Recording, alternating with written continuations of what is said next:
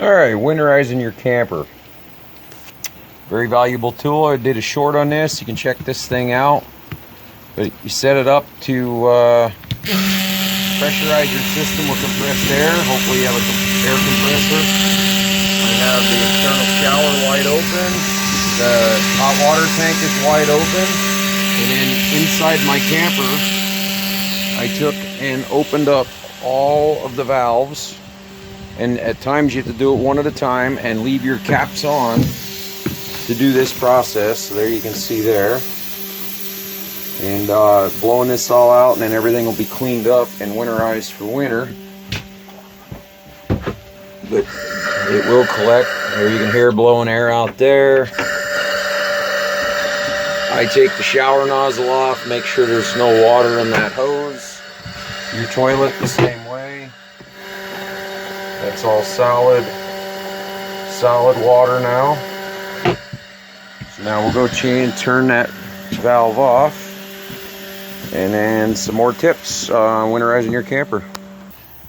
Alright, once you have pretty well everything blown out inside, you can take your caps off your lowest point drains. There's going to be more water there. And at this point, you can leave them off, even the one at the bottom of the tank.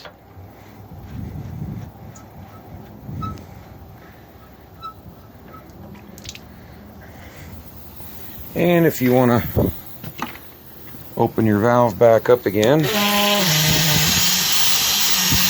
will finish blowing everything out. And then what I do, I leave all my valves open all winter long. Alright, so some more tips then for winterizing your camper.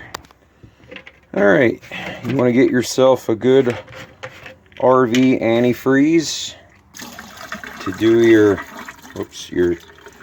traps,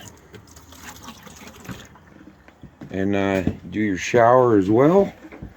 To pick that washer up there then. Don't take much. That there goes right down in the tank, but that'll help if when there's any residual water in the tank, prevent it from freezing.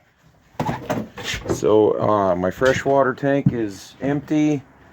Gray water tank just got antifreeze in it as well. And then we could go back a hair and look at the gauges, and as you can see, battery obviously is high because it's plugged in, but fresh, black, and gray.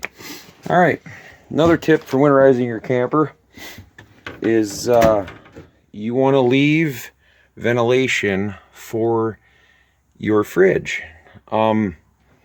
This thing is not parked yet because it's in front of my shop, where it needs to be. I will wipe this all down and clean it all up, and then you want to leave your door completely, get this to focus, completely propped open so the airflow can happen in there.